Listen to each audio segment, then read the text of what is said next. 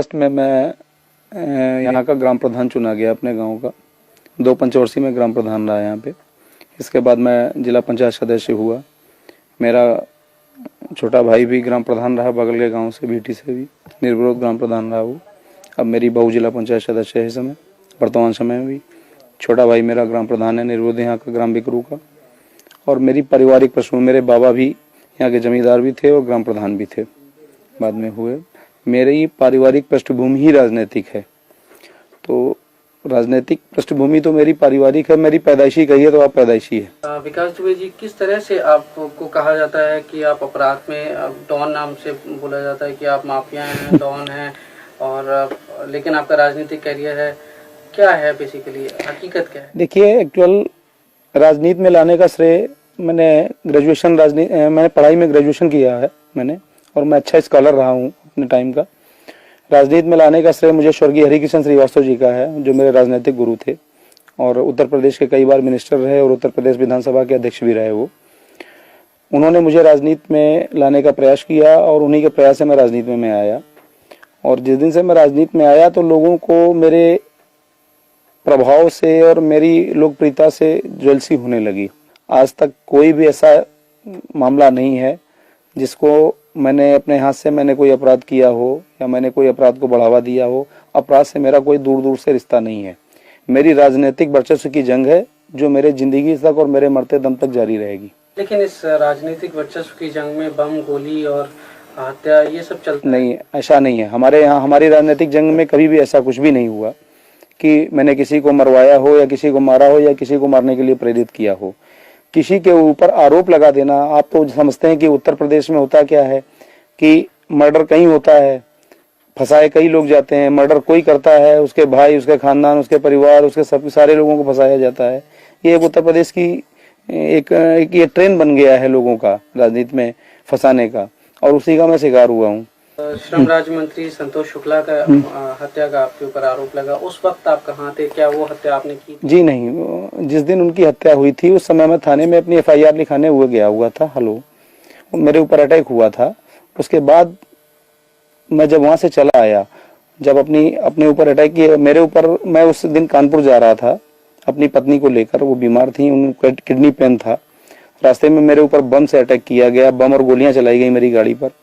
तो मैं उसकी FIR, जब मैंने SP कानपुर देहात को फ़ोन किया कि मेरे ऊपर इस तरीके से घटना हुई, तो उन्होंने मुझे कहा कि आप वहीं रुकिए, मैं फोर्स भेज रहा हूँ। फोर्स मुझको वहाँ से लेके आया, मैंने थाने में FIR लिखाई और मैं चला आया।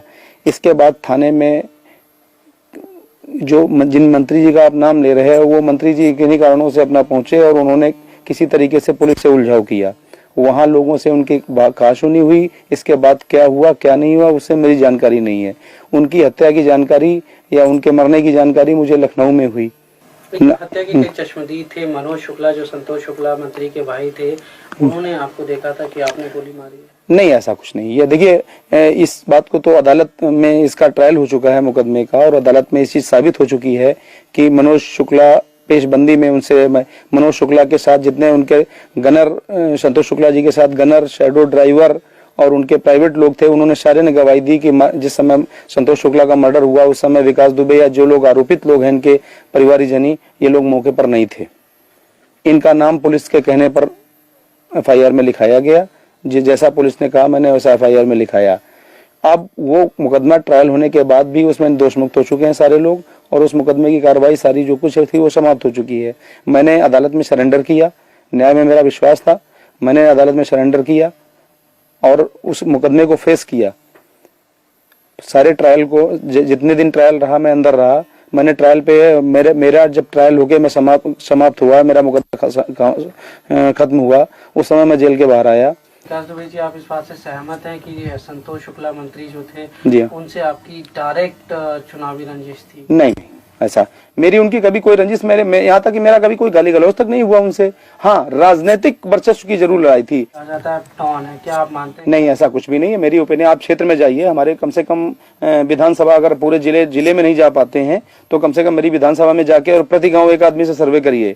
खाली विकास दुबे के बारे में व्यक्तिगत है, विकास दुबे का एक काम देखिए। विकास दुबे इस क्षेत्र के सबसे बड़े लैंडलॉर्ड हैं। हमारे पास सारे हैं। मैं स्वयं की खेती कराता हूँ, स्वयं का मेरा व्यापार है, स्वयं का मेरा शेड कारपोरेशन का काम है। मेरा आर्थिक भी है। आज तक मैंने कोई आर्थिक ऐसा नहीं कि मैंने कोई आर्थिक अपराध कराया हो, किसी अपराध में संलिप्त रहा हूँ। आरोप लगा देने से ही कोई अपराधी उड़ान नहीं हो जाता है। विकास दुबे के वर्चस्व को कम करने के लिए ये सारे मुकदमे फर्जी लगाए गए, जो कि अदालत में सारे खत्म हो चुके हैं। 2-4 मुकदमे भी ट्रायल पर हैं, जिनका मैं फेस कर रहा हूं, और ट्रायल होने के बाद जो भी अदालत निर्णय करेगी उसको मान्य करूंगा। मैं एक चीज जानना चाहता हूँ, छात्र जीवन से लेके अब तक आपके ऊपर कितने मुकदमे लगे गए, कितने में आप बरी हुए, कितने अभी आपके ऊपर चल रहे हैं? मेरे हिसाब से 45 मुकदमे आज तक मेरे ऊपर खिलाफ कायम किए गए। किस तरह के? गैंगस्टर के हैं, गुंडा एक्ट के हैं, पुलिस के। अभी आपने बताया सहारनपुर में साहब दिखाया कि साहब वो गैंगस्टर में वहां से वांछित थे, वो चूरन, नशे का चूरन खा रहे थे। आप जो आदमी अपने पूरी लाइफ में जिसने चाय न पी हो, 22 साल से चाय न पीता हो, उस आदमी को नशे का चूरन खाते हुए बता रहे हैं। आप सोच समझ सकते हैं कैसे मुकदमे पुलिस लगाती है, ये पुलिस स्वयं जानती है। तो आपकी जो छात्र राजनीति थी उसमें आपने कभी पार्टिसिपेट किया? क्या आप छात्र राजनीति से जुड़े रहे? नहीं, जब तक मैंने छात्र जीवन रहा तब तक मैं राजनीति में नहीं रहा। छात्र जीवन के बाद मैं राजनीति में आया। छात्र जीवन मेरा बिल्कुल एकदम संयमित था। मैं छात्र जीवन, मैंने जैसे एक छात्र का जीवन होता है वैसे मेरा संयमित जीवन था। अरे ये बताएं, आपके बारे में ये भी कहा जाता है कि छात्र राजनीति में आप चुनाव लड़वाने का काम करते थे। यस, हाँ। क्या है वो? नहीं, मैं चुनाव लड़वाता था, ये बात सही है। चुनाव में अपने कैंडिडेट लड़ाता था, अपने कैंडिडेट को सपोर्ट करता था, चुनाव जिताता था। ये आप मान लीजिए कि हो सकता है ये गॉड गिफ्टेड भी रहा हो मेरे साथ, क्योंकि मुझे राजनीति से छात्र जीवन में ही कुछ मेरे अंदर जर्म्स आ गए थे कि नहीं है, किसी को प्रेसिडेंट बनाना है अपने यार मित्र को, या ये आदमी अच्छा है, इस काबिल है, किसको प्रेसिडेंट बनाया जाए, इसको महामंत्री बनाया जाए। लेकिन ये भी कहा जाता है कि आप इसी राजनीति से इतने प्रेरित हुए कि आपने संतोष शुक्ला को बीच थाने में इतने सारे लोगों की भीड़ में मारा, जो आप पे आरोप लगे, और आप हाईलाइट होना चाहते थे, इसीलिए आपने ये सब कारनामे किए। ये कहाँ तक सच है? देखिए, ये सब मनगढ़ंत बातें हैं और बेबुनियाद बातें हैं। संतोष शुक्ला की ना तो मैंने हत्या की और न कभी मैंने उनका हत्या का ख्याल लाया मेरे जीवन में, और मैं भी उनसे, जिन लोगों ने हत्या की है उनसे मैं सहमत नहीं हूँ। किन्हीं लोगों ने भी की हो उनकी हत्या, क्योंकि राजनीति में वर्चस्व में इतनी है। लेकिन संतोष शुक्ला की छवि चूंकि हमारे यहाँ अच्छी नहीं थी। संतोष शुक्ला के, विकास दुबे के कोई दुश्मन नहीं थे। संतोष शुक्ला ने जिन 50 लोगों को, हजारों लोगों को यहाँ जबरिया जेल में बंद कराया फर्जी मुकदमे लगवा के, हो सकता है उन्हीं में से कोई उनका इंटेंशन रहा हो। और इवन यहाँ तक मालूम है कि संतोष शुक्ला के परिवार में, खुद संतोष शुक्ला ने 4 मर्डर करा रखे हैं अपने परिवार में। ये शायद आपको जानकारी नहीं होगी, मैं आपको व्यक्तिगत जानकारी बता रहा हूँ। संतोष शुक्ला ने अपने 2 भाइयों और अपने चाचा का मर्डर भी करा रखा है अपने गाँव में, और इनके गाँव के लोग भी इनके विरोधी हैं। वो हमारी विधानसभा के रहने वाले नहीं थे, लेकिन इनके गाँव के, और आज भी उसमें से एक आदमी फरार है। इनकी हत्या के उद्देश्य से फरार हुआ था रमाकांत शुक्ला, जो इनके परिवार का ही है, ग्राम प्रधान था इनके गाँव का, और वो इनकी हत्या के उद्देश्य से कसम खा के ही फरार हुआ था। हो सकता है उसने भी मौके का फायदा उठाया हो। एक चीज और भी है कि जब उनकी हत्या होगी, आप इतने चर्चित हुए, पूरे देश में आपका नाम हुआ, तो उसके बाद आप वसूली का कारोबार करने लगे, आप लोगों को जो है। आज तक कोई ऐसा प्रमाण नहीं है, सरकारी तौर पर या लिखित तौर पर भी ऐसा कोई प्रमाण नहीं है, और विकास दुबे को ऐसी जरूरत भी नहीं है। विकास दुबे को ऊपर वाले ने जो दे रखा है उसमें विकास दुबे संतुष्ट है। छवि है, ऐसा क्यों है? लोग आप देखिए, आपको शायद ना लगे, आपके इलाके के लोग की पूजा करते, नहीं मुझे ऐसा नहीं लगता, आपके नाम से। नहीं मुझे ऐसा नहीं लगता कि मुझे लोग हैं। मैं तो जिस समय गांव में या क्षेत्र में अपने निकलता हूँ, छोटे छोटे बच्चे भी पंडित जी कह के आगे मेरी गोद में आ जाते हैं। मैं कैसे जानूं कि लोग मुझे खौफ खाते हैं? और दूसरी बात मैं आपको बताऊं, खौफ से सिलेक्टेड हुआ जा सकता है, इलेक्टेड नहीं हुआ जा सकता है। इलेक्टेड आदमी वही हो सकता है, और आज तक मैं कभी सेलेक्ट होके कोई मैं नेता नहीं बना, ना मैंने पाया। आज तक जितने भी इलेक्शन लड़े मैंने पब्लिक इलेक्शन लड़े, और आज के इस दौर में पब्लिक को टेरर में लेना या पब्लिक को टेरर लेके वोट लेना ये संभव नहीं है। तो अभी आप नेक्स्ट क्या करेंगे? एमएलए का चुनाव लड़ेंगे या नहीं? मेरी आकांक्षा तो यही है कि मैं स्वस्थ हो जाऊं जल्दी, और स्वस्थ होने के बाद मेरे हाई कमान से मुझे निर्देश भी है कि जितनी जल्दी स्वस्थ हो जाएं आपको इलेक्शन लड़ना है। आप जिस समय स्वस्थ हो जाएं कमान रिपोर्ट करिए, आपको क्षेत्र दिया जाता है, जिस क्षेत्र के लिए आपको कहा जाता है उस क्षेत्र में आके आप चुनाव की तैयारी कीजिए। आपको अपनी सुरक्षा को लेकर कोई चिंता होती है? आपके तो बहुत दुश्मन होंगे। तो देखिए, राजनीति में आज तक कितने लोगों की हत्याएं हुई, सबको सुरक्षा मिली हुई थी। जब ऊपर वाला जब तक नहीं चाहेगा तब तक किसी की हत्या नहीं हो सकती। जब ऊपर वाला किसी के ऊपर ठीक होता है तब ठीक है। अगर हमने गलत काम किए होंगे तो मेरी हो सकता है हत्या भी हो सकती है। अगर मैंने अच्छे काम किए होंगे तो हो सकता है ऊपर वाला हमको भी लोगों की सेवा करने के लिए जिंदा भी रखेगा। लेकिन फिर भी सुरक्षा को लेके आप क्या एहतियात बरतते हैं? क्या सरकारी सुरक्षा आपने मांगी? देखिए, मुझे अभी तक सरकारी सुरक्षा प्राप्त थी इस गवर्नमेंट में 11 दिसंबर 2004 तक 4 जनवरी 2005 तक मुझको सरकारी गनर प्राप्त था। एक बार नहीं, 3-3 4-4 बार प्राप्त रहा मुझे, लेकिन कुछ राजनीतिक कारणों से मेरा गनर वापस ले लिया गया। इसलिए मुझे व्यक्तिगत सुरक्षा अपनी रखनी पड़ती है। और चूंकि आप जानते हैं, उत्तर प्रदेश की राजनीति में राजनीति करने वाले आदमी को या चर्चित आदमी को अपने राजनीति से ज़्यादा अपने सुरक्षा की चिंता होती है, लेकिन मैं उतना भी चिंतित नहीं होता हूँ। सुरक्षा अपनी जगह है, चिंतित है, क्योंकि मुझे ये विश्वास है कि मैंने पब्लिक में ऐसा कोई गलत काम नहीं किया है जो जनता ये करे। लेकिन चूंकि राजनीति में सुरक्षा सिक्योरिटी करना कोई बुरी बात नहीं है, तो इसलिए अगर मैं अपनी सुरक्षा रखता हूं तो इसमें कोई हर्ज नहीं होना चाहिए किसी को। जी, ये बताएं, छात्र राजनीति आजकल क्या गंदी हुई है? क्या उसमें देखिए, हिंसा का बढ़ावा लेके? देखिए, मैं आपकी बात समझ गया पूरी इतनी बात में ही। देखिए, जिनको राजनीति में मठाधीश कहा जाता है, उन लोगों का सीधा दखल छात्र राजनीति में है, जो अपने उल्लू सीधे करते हैं छात्रों के जरिए से। और ये दखल, मठाधीशों का दखल छात्र राजनीति में कतई नहीं होना चाहिए, इसका मैं विरोधी हूँ। छात्र राजनीति एक प्राथमिक सीढ़ी है और वो बिल्कुल पाक साफ होनी चाहिए।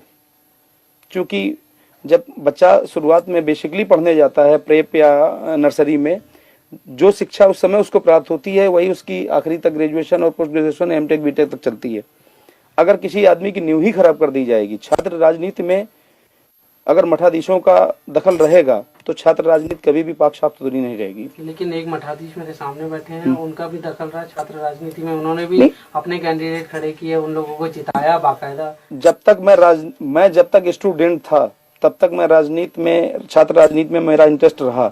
जिस दिन से मैंने स्टूडेंट लाइफ मेरी समाप्त हुई, उस दिन से मैंने छात्र राजनीति में कभी दखल नहीं रखा। पर राजनीति में मठाधीश बनना कोई बुरी बात तो नहीं है, लोग बनते हैं। और नहीं, मेरी समझ में बुरी बात है। कुछ और कहना चाहेंगे आप हमसे? मैं यही आपके जरिए से मैं थोड़ा सा संदेश देना चाहता हूँ लोगों को कि राजनीति में जो लोग एक दूसरे को नीचा दिखाने के लिए गलत प्रभाव का इस्तेमाल, सत्ता का और पुलिस का दुरुपयोग करते हैं, ये नहीं करना चाहिए। किसी भी अच्छे व्यक्ति को आगे बढ़ने से रोकने के लिए ये रास्ता अच्छा नहीं है। अगर किसी को इस तरह रोकना है तो उसके राजनीतिक प्रभाव को कम करिए, उसकी खामियां पब्लिक में बताइए, लेकिन किसी के ऊपर आप फर्जी मुकदमे लगा के बंद करवा दें अपने राजनीतिक प्रभाव के इस्तेमाल से, ये बात ठीक नहीं है। लेकिन विकास दुबे जी, शुरुआत में तो शायद कभी ना कभी आपने कुछ ऐसा कुछ किया होगा जिसकी वजह से आज लगे होंगे, उसके बाद क्या पुलिस ने जबरदस्ती डाले केस? देखिए, पुलिस आज भी मेरी विरोधी नहीं है और पुलिस मुझसे कभी भी इस तरह से असहमत नहीं रही। मैं ग्राम प्रधान रहा, बराबर पुलिस दरवाजे आती है, बराबर क्षेत्र के एसओ सीओ साहब जो भी हों, जो बुलाते हैं, मैं आज भी थाने जाता हूँ। मैं कोई पुलिस से मुंह नहीं छिपाता हूँ। लेकिन जो मेरा सवाल है वो ये है कि शुरुआत में तो जरूर आपसे कुछ गलतियां हुई होंगी, जिसका बाद में जो है लंबे अरसे में पुलिस ने उसको ध्यान में रखते हुए और केसेस थोपे होंगे, चाहे वो राजनीतिक। देखिए, पुलिस ने जो कुछ भी किया मेरे साथ वो राजनीतिक दबाव में किया। पुलिस ने व्यक्तिगत रूप में मैंने ऐसा कोई काम किया और न पुलिस ने। देखिए, पुलिस को सिर्फ निर्देशित करके उनको दबाव देकर उनसे गलत कराया गया। पुलिस ने जानबूझकर मेरे साथ कोई गलत काम नहीं किया। उत्तर प्रदेश और बिहार में राजनीति में, पुलिस में राजनीति का इतना ज्यादा दखल है कि आगे चल के राजनीतिज्ञों को लेके पब्लिक जूता लेके दौड़ेगी, राजनीति करने वालों को पसंद नहीं करेगी। किसी दिन हिंदुस्तान में 2 स्टेट ऐसे हैं आपके, ये इनमें राजनीतिज्ञों को देखना पब्लिक पसंद नहीं करेगी। राजनीति करना तो दूर रही, राजनीतिज्ञों को देखना पब्लिक पसंद